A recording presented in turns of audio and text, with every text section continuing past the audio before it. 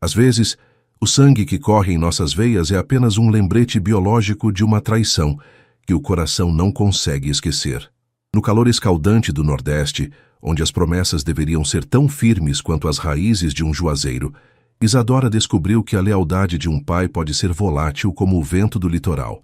Após 4 anos sendo tratada como uma estranha na própria casa, trocada pela conveniência de um novo casamento e silenciada pela crueldade de uma mulher que roubou seu lugar, ela decidiu que o maior ato de amor próprio seria apagar o rastro daquele que a renegou.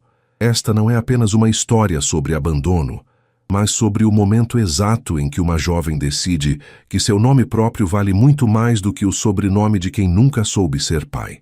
Antes de começarmos essa história incrível, não se esqueça de curtir o vídeo, se inscrever no canal e contar pra gente nos comentários de onde você está ouvindo essa história. O vento que sopra aqui no litoral de Alagoas tem um cheiro muito específico.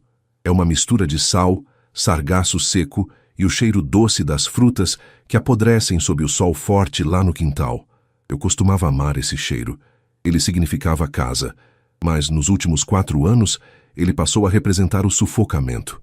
Sentada no degrau da varanda, eu sentia o suor escorrer pelas minhas costas, colando a blusa de algodão na pele, enquanto observava meu pai, Otávio, rindo de algo que Verônica dizia.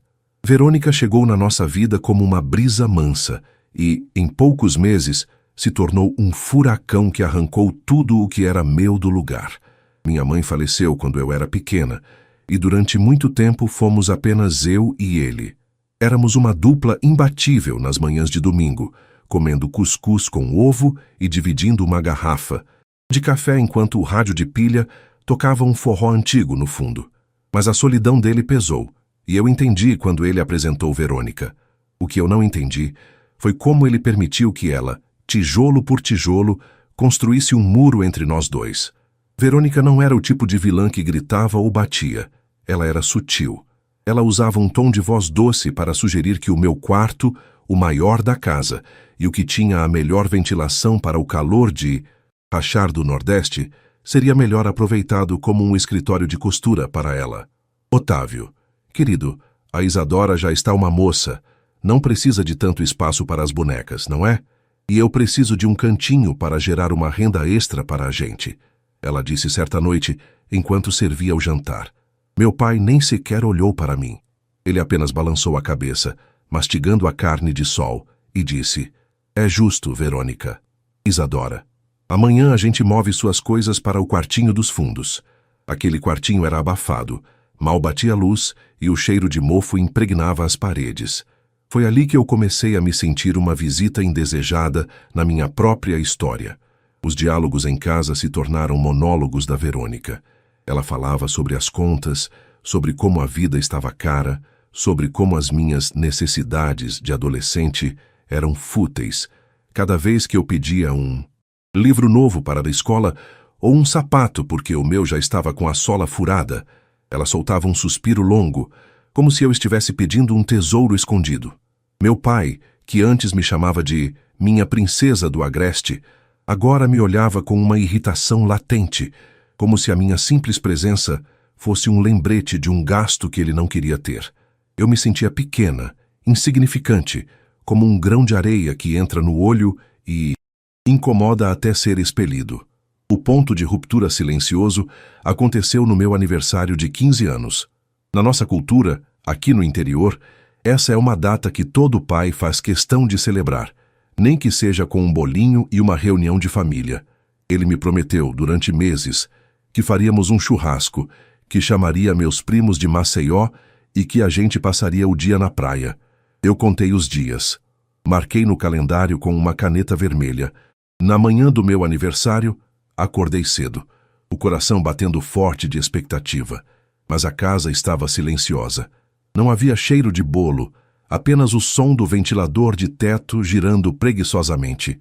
Quando saí para a cozinha, encontrei um bilhete em cima da mesa de madeira. Isadora. Verônica não estava se sentindo bem com esse calor e decidimos ir para a serra, onde o clima é mais fresco. Tem dinheiro para uma pizza na gaveta da estante. Voltamos na segunda. Parabéns. Seu pai. Eu li e reli aquelas palavras até que elas perdessem o sentido. O dinheiro na gaveta eram meros R$ 50. Não dava nem para o frete da pizza e um refrigerante direito. Naquele dia, eu não chorei. Eu senti algo secar dentro de mim, como a terra do sertão em época de seca severa. Eu percebi que, para Otávio, eu era um acessório de sua vida anterior que ele não sabia como descartar sem parecer um homem mau. Verônica, por outro lado, fazia questão de deixar claro que eu era uma intrusa. Ela trocou as cortinas que minha mãe tinha bordado por umas de plástico barato que ela achava modernas. Ela mudou o tempero da comida, carregando no cominho e tirando o coentro que eu tanto gostava.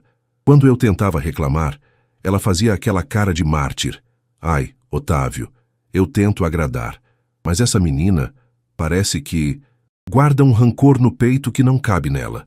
E meu pai, em vez de me defender, me dava sermões sobre gratidão. Gratidão pelo quê? Por morar num quarto que cheirava a umidade enquanto eles dormiam com ar-condicionado? Eu comecei a trabalhar escondida, ajudando uma vizinha, Dona Lindalva, a limpar peixe no mercado municipal. O cheiro de entranhas e escamas grudava nas minhas unhas, mas cada nota de R$ 10 que ela me dava era um passo para a minha liberdade.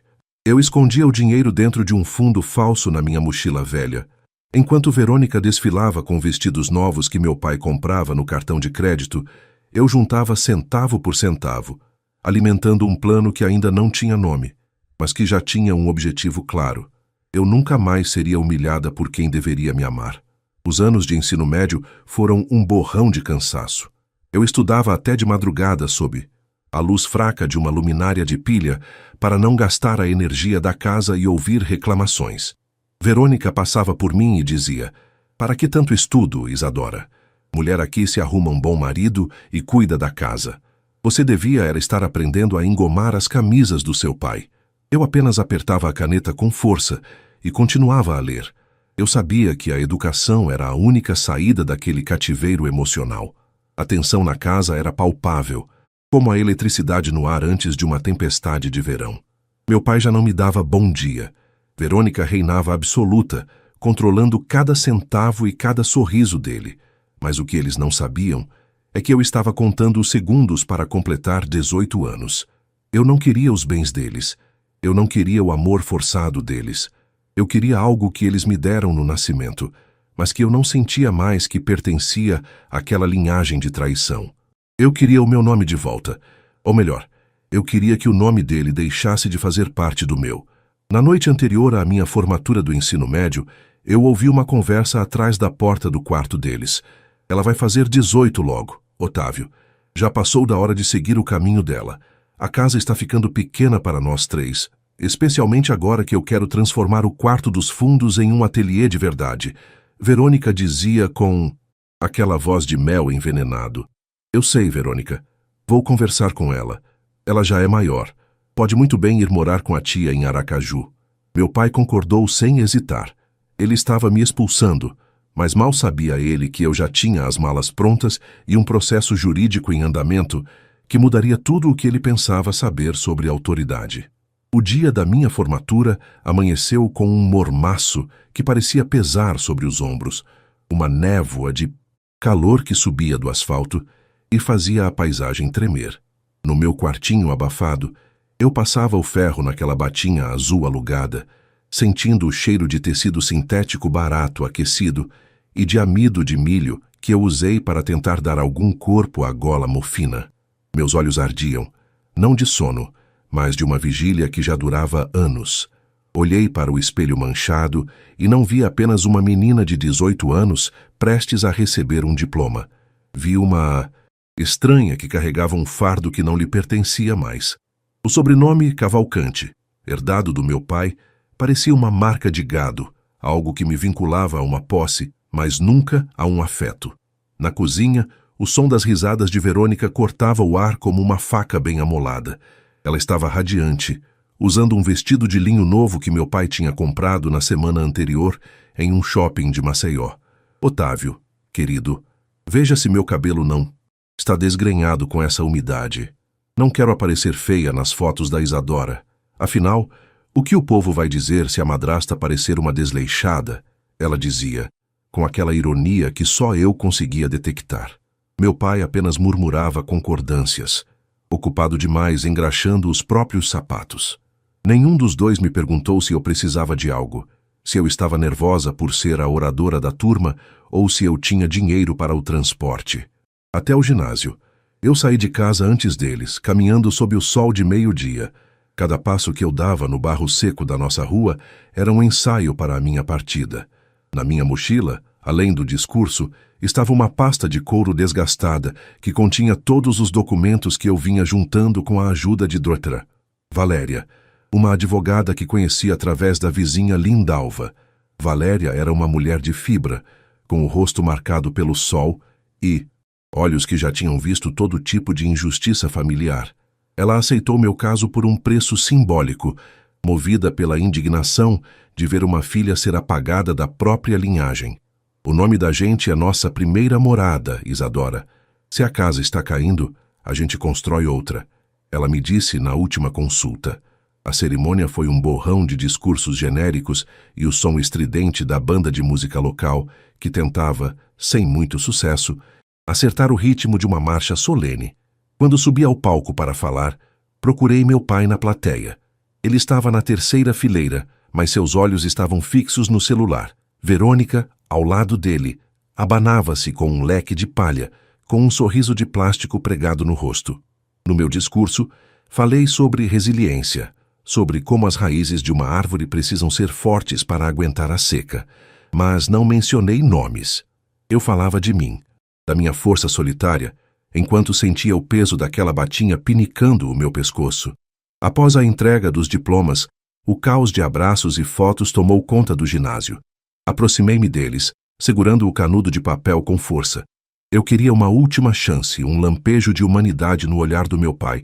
Pai, eu consegui. Sou a primeira da família a terminar com essa média, eu disse, tentando manter a voz firme apesar do nó que se formava na minha garganta. Ele me olhou por cima dos óculos, deu um tapinha desajeitado no meu ombro e soltou um "Parabéns, Isadora. Agora é arrumar um emprego para ajudar nas despesas, né?" Foi então que Verônica deu o bote. Ela se aproximou para o que deveria ser uma foto de família, mas no momento em que o fotógrafo se afastou, ela se inclinou no meu ouvido. O cheiro do perfume floral forte dela me deu náuseas. Não se ache. Tanto, menina. Esse diploma não muda o fato de que você é um estorvo. E quer saber da maior? Você nunca foi realmente filha dele, não de alma. O sangue pode ser o mesmo, mas o amor... esse ele guarda para quem ele escolheu de verdade. Você é só uma lembrança de um passado que ele quer esquecer. Ela sussurrou, as palavras gotejando um veneno que ela não se dava mais ao trabalho de esconder. Ela riu, uma risada curta e seca, e se virou para o meu pai. Otávio, vamos? Estou com uma dor de cabeça terrível por causa desse barulho de gente pobre. Aquelas palavras foram o último prego no caixão da nossa relação. Eu os vi caminhar em direção ao carro, meu pai abrindo a porta para ela como se ela fosse uma rainha, sem olhar para trás, para ver se eu tinha como voltar para casa. Eu fiquei ali, parada no meio do ginásio que agora cheirava a suor e pipoca velha, sentindo um frio glacial apesar dos 35 graus lá fora. A humilhação de Verônica não me feriu como ela esperava. Na verdade, ela me libertou. Se eu não era filha de alma, eu não precisava carregar o selo de um homem que permitia que sua cria fosse pisoteada daquela forma. Naquela mesma tarde, sem avisar ninguém, fui ao encontro de Doutora Valéria. O escritório dela ficava em uma sala pequena em cima de uma farmácia, onde o som do trânsito de Maceió invadia as janelas. Está decidida, Isadora? Ela perguntou, ajeitando os processos sobre a mesa de fórmica. Eu não hesitei. Quero retirar o nome dele. Quero o sobrenome da minha mãe. E só. Quero que no papel conste a verdade. Que eu me fiz sozinha. Valéria explicou que o processo por abandono afetivo e a dignidade da pessoa humana seriam nossos pilares. Eu assinei os documentos com uma caligrafia firme, sentindo como se cada letra removesse uma camada de poeira da minha identidade. O custo financeiro era alto para quem limpava peixe no mercado, mas o custo emocional de continuar sendo uma cavalcante era impagável. Passei os meses seguintes em um estado de dormência funcional. Eu trabalhava dobrado, suportava os olhares de desdém de Verônica e as cobranças financeiras de meu pai, que agora exigia que eu pagasse aluguel pelo quartinho dos fundos. A vida não é de graça, Miss Adora.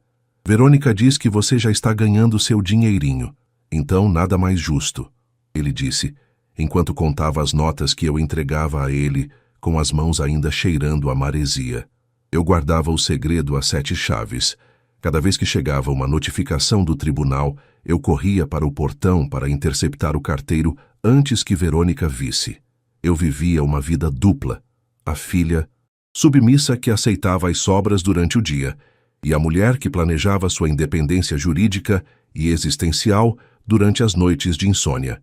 O processo avançava lentamente, como tudo no judiciário brasileiro, mas cada audiência preliminar era uma pequena vitória. Eu relatava ao juiz com uma voz que não tremia, os aniversários esquecidos, as refeições solitárias e a exclusão sistemática que eu sofria. Enquanto isso, em casa, o clima era de celebração para eles. Verônica tinha convencido meu pai a vender o pequeno terreno que era da minha mãe para financiar uma viagem de cruzeiro para os dois. É o nosso momento, Otávio, ela dizia, enquanto folheava catálogos de navios. Meu pai nem sequer me consultou sobre a venda. Para ele, eu já não fazia parte do patrimônio ou dos planos. O que ele não imaginava é que, enquanto ele planejava suas férias, eu estava finalizando o ato que o apagaria da minha vida. No dia em que a sentença finalmente saiu, assinada e carimbada, eu senti um peso de toneladas sair das minhas costas. Eu não era mais Isadora Cavalcante. Eu era apenas Isadora Martins, o nome de solteira da minha mãe, a mulher que me amou antes do mundo se tornar cinza. E eu já tinha a carta pronta, aquela que seria entregue no momento exato da minha partida definitiva.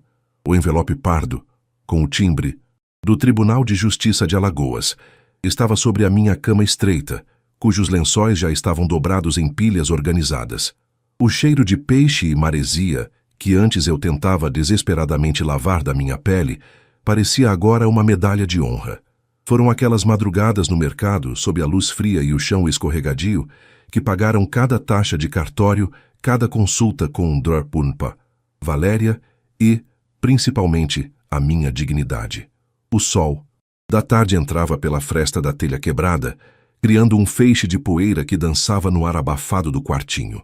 Eu respirei fundo, sentindo o ar quente queimar meus pulmões, mas era um ar que, pela primeira vez em 4 anos, não parecia faltar.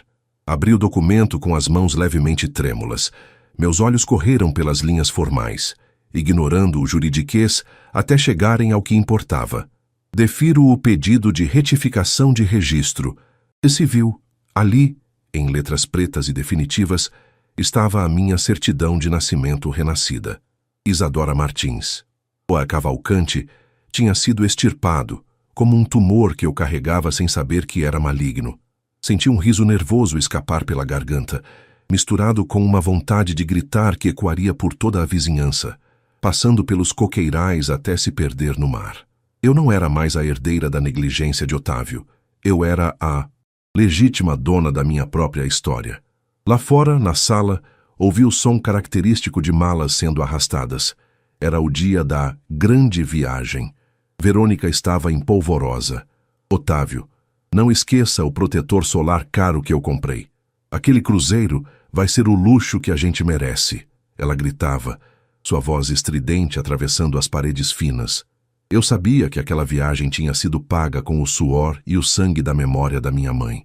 O terreno que meu pai vendera, o nosso refúgio onde mamãe plantava ervas medicinais e me ensinava o nome de cada pássaro, tinha se transformado em passagens de navio e roupas de linho para uma mulher que nunca soube o que era construir algo com amor. A raiva que antes me consumia tinha se transformado em uma frieza cirúrgica. Eu terminei de colocar minhas poucas roupas em 2 sacolas de lona. Não levei nada que eles tivessem me dado nos últimos anos, o que, na verdade, não era muita coisa além de roupas velhas e sapatos apertados. Deixei para trás a cama de solteiro com o colchão afundado e o ventilador que fazia mais barulho do que vento. Saí do quarto e encontrei os dois no corredor. Verônica me olhou de cima a baixo, com um desdém que já não me alcançava mais. Vai sair para trabalhar no mercado a essa hora, Isadora? Que cheiro horrível, minha filha. Veja se não. Encosta nessas minhas malas novas, ela disse, tapando o nariz com um lenço de seda. Meu pai estava ao lado dela, com um chapéu de palha novo, parecendo um turista em sua própria vida.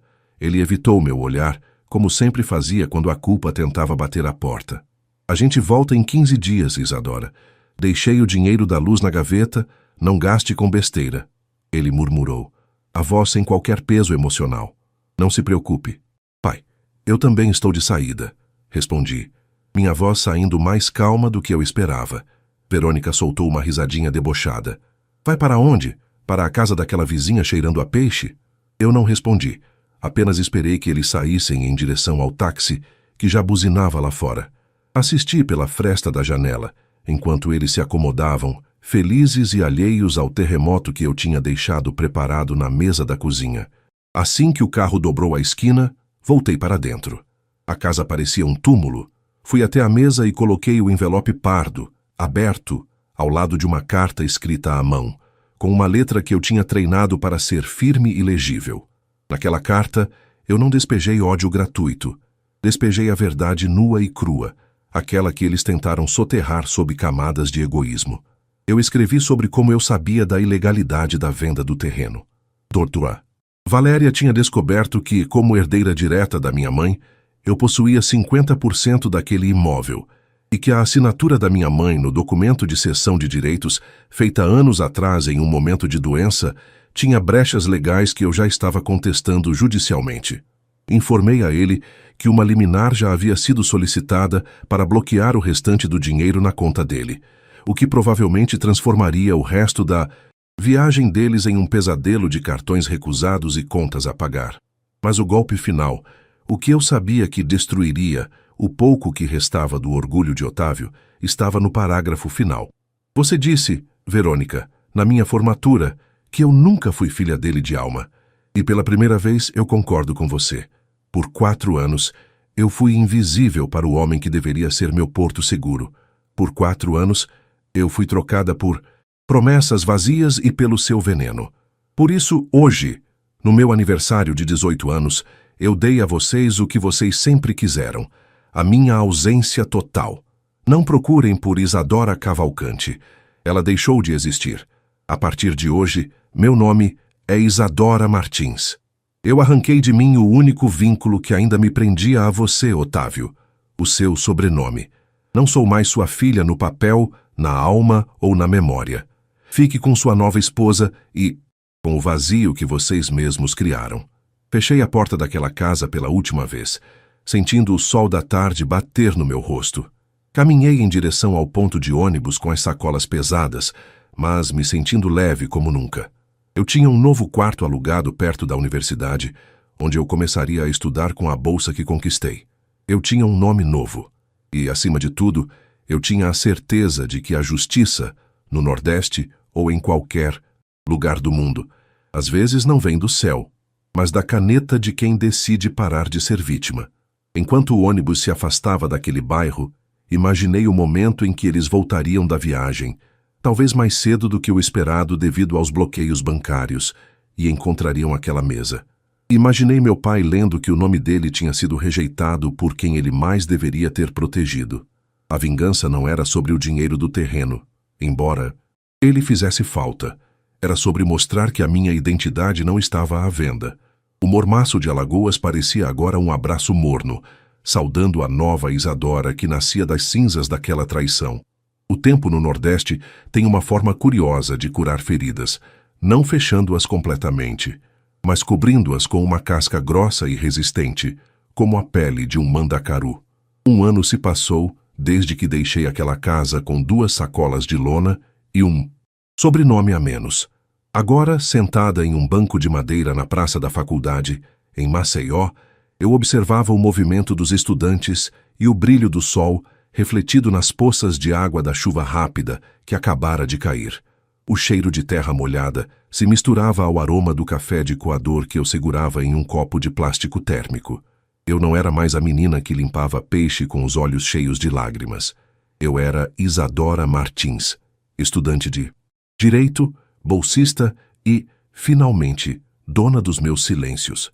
A vingança, eu descobri, não é um prato que se come frio, mas um processo que se cozinha lentamente no fogo da justiça. Valéria tinha sido implacável. O bloqueio dos bens de Otávio aconteceu exatamente quando eles estavam em uma parada em Salvador, prontos para descer do navio e esbanjar o dinheiro que não era deles. Imaginei a cena centenas de vezes.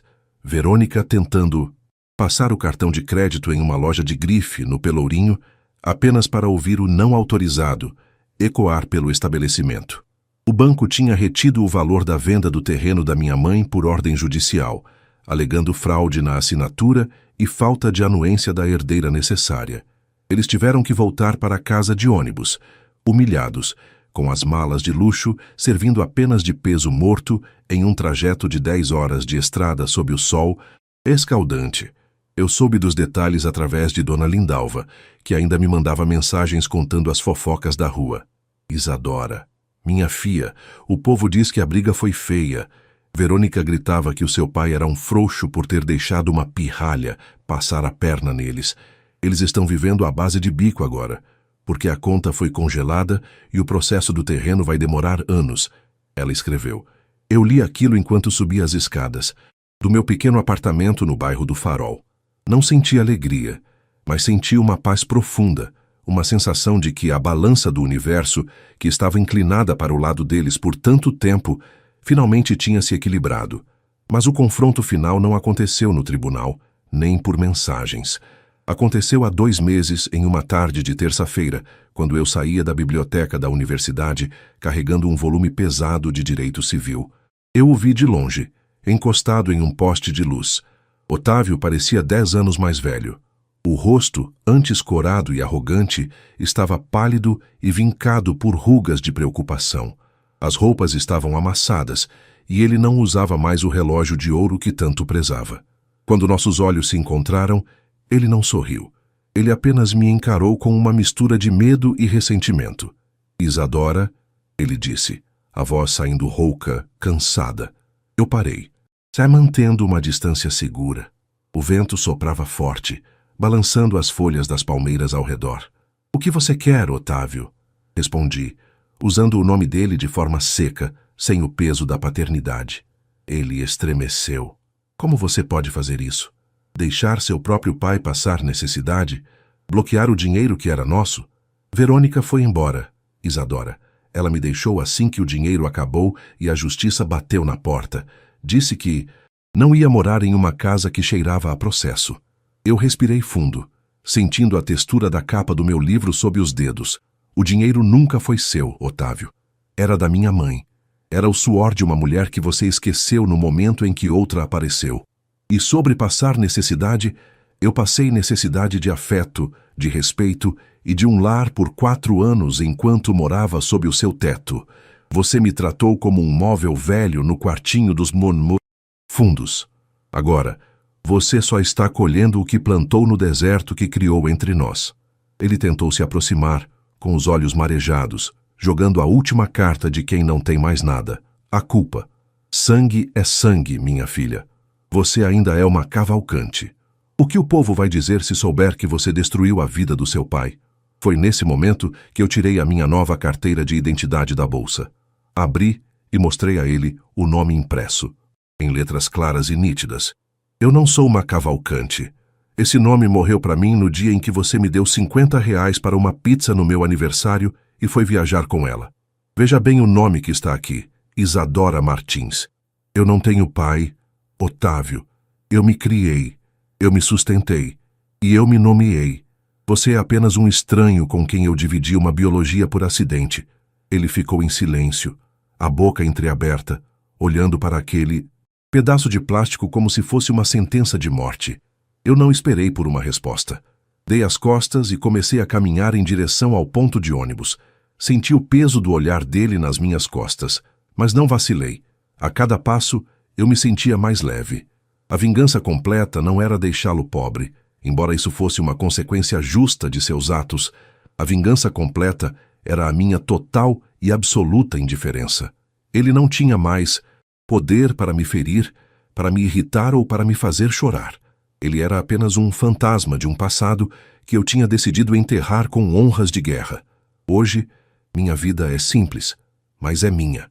Trabalho como estagiária em um escritório que cuida de casos de direito de família, ajudando outras jovens que, como eu, foram silenciadas por pais omissos ou madrastas cruéis. À noite, volto para o meu apartamento, onde o cheiro de mofo foi substituído pelo perfume de incenso de lavanda e o som de música clássica que uso para estudar. Às vezes, vou até a orla de Ponta Verde para ver o pôr do sol. O céu se tinge de laranja, rosa e roxo, refletindo nas águas mansas do mar de Alagoas. Ali, sentada na areia, eu brindo a minha própria coragem com uma água de coco gelada. O processo do terreno ainda corre na justiça. Hidra, Valéria diz que em breve o valor será liberado. Totalmente para mim. Com esse dinheiro, pretendo comprar uma casinha pequena, com um jardim onde eu possa plantar o coentro e as ervas que minha mãe tanto amava. Vou criar um santuário para a memória dela, um lugar onde o nome Martins seja honrado em cada detalhe. O sobrenome dele, esse ficou perdido em algum cartório empoeirado, um registro de alguém que desistiu de ser humano para ser apenas o reflexo do egoísmo de outrem. Olho para o horizonte e sorrio. O sol finalmente se põe, mas eu não tenho mais medo da escuridão. Eu aprendi a acender minha própria luz no meio da seca. Eu sou Isadora Martins. E esta é a história de como eu escolhi a mim mesma quando ninguém mais escolheu. A liberdade, no final das contas, é o melhor nome que alguém pode carregar. E o meu nome, agora, é sinônimo de vitória.